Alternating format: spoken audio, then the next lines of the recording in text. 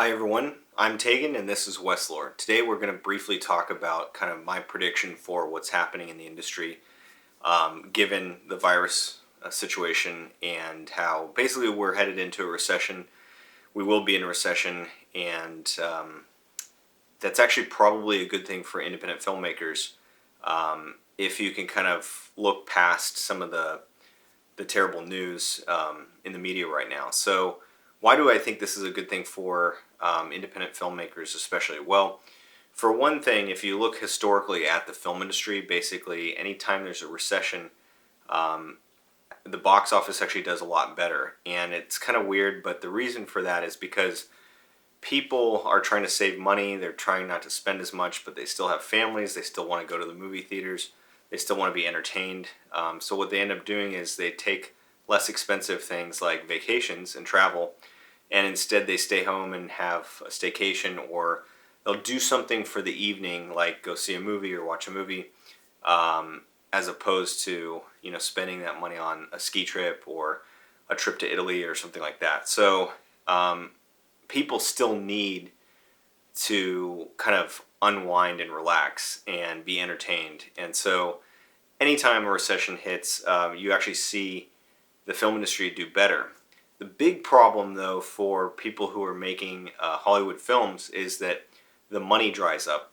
And the reason the money dries up is because a lot of the money for funding films comes from Wall Street or people who have a little extra cash that they're willing to throw at something that historically is not a very good or wise investment with your money. Obviously, films can cost just boatloads of money and a lot of times just lose it all. So, what ends up happening is as soon as stocks start kind of failing, other investment vehicles start to fail, then lending gets tighter, banks get tighter with their money.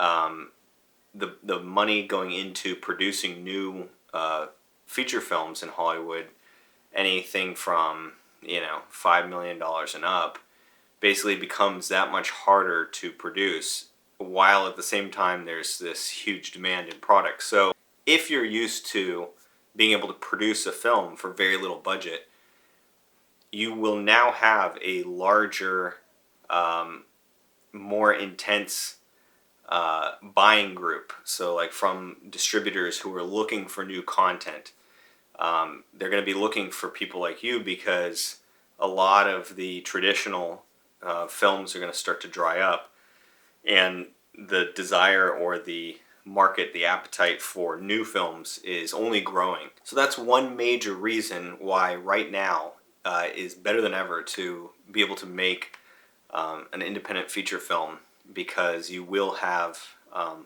much more demand for your product. The second thing that's great about right now is the fact that the business model for filmmaking is moving away from the movie theaters and it's moving online. So obviously the first iteration of this process was YouTube, which is kind of the wild west of filmmaking, and Vimeo, which was a little bit better but a much more limited audience, more artistic in nature generally. But now you're seeing Netflix, obviously, with paid content. Hulu is now doing really well, Apple TV, Amazon Prime. So now you have a ton of tech money trying to buy their way into getting a large subscriber base. And the way that they're doing that is by just producing as much content as they can. So there's now more avenues for independent filmmakers to find a marketplace than there was, let's say, 5 years ago, 10 years ago. The challenge has really changed over the years. So I'm always a fan of researching how other filmmakers kind of got their start. But you have to keep in mind that the way that it was done in the past is not necessarily going to work for you now. The big problem used to be in the past, how do you get a film made? That was the hurdle to try and get over, and it was a hurdle that most people couldn't get over. So if you could somehow find the money, somehow find the equipment, it cost hundreds of thousands of dollars just to produce, your most basic feature film. If you could do that, you could get an audience to watch your film. You could probably do pretty good was much easier to get your product seen because there wasn't a lot of competition because it was so challenging. Now everyone's got a camera in their pocket, right? Everyone's got an iPhone or an Android phone with a great camera, and they can shoot anything that they want, load it onto YouTube, and get 1 million clicks. So now the problem becomes not making the film. The problem becomes, how do you stand out from the noise? How do you get your stuff seen when there's so much stuff to be seen? And I think the answer to that is quality. You have to produce quality stuff, and if you do, you will be 10 times better than the rest of the competition. I've in fact found that there's not that much competition, I don't think, because I think most people are making pretty crappy films, to be honest with you. And that's because they haven't spent the time to learn filmmaking techniques. So if you do have a quality product and you can produce something for very little money, then you have an economy right now that favors independent filmmaking. You have more and more platforms throwing more and more money than ever before at independent filmmakers.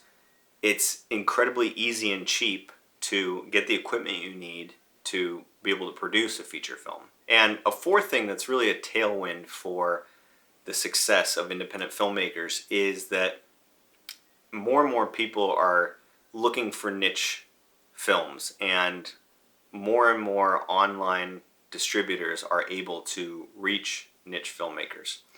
So this is a great thing because you can really tailor your film to audiences that have the ability to find you online.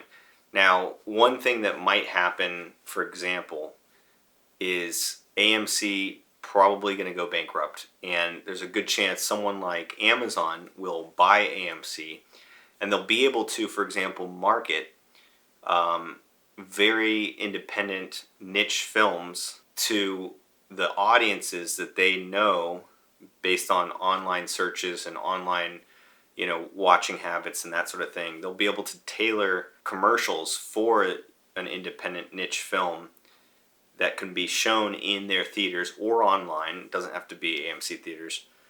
It can be online, and basically they can tailor these messages, these commercials, these trailers for your independent niche film to the exact audience that would actually really appreciate that film. So even though, I think as filmmakers we have this hope, this desire to create a feature film, it goes to the movie theaters, and people are waiting out in line around the block to see it, and it makes $10 billion and just does incredible. I think that's the ultimate goal for a lot of us. More realistically, it's about finding your niche audience, and if you can find your niche audience, it's a great way to start as an independent filmmaker, and then obviously as you become more and more successful, you can grow from there. But the great thing about today, especially with the ability of these online tech companies to find what people are interested in and to connect those people to the niche films that we as independent filmmakers can create, we can really reach our niche audience easier than ever before. And it's a great way to get our films seen by the audience who's going to help spread the gospel about us as independent filmmakers. So now really, despite all the problems that we're seeing with this pandemic, now is such a great time to be a filmmaker. And if you can commit to it and you understand kind of the big picture of the way the industry is moving right now, you can do really well for yourself. Thank you for watching this video. I hope you got something out of it.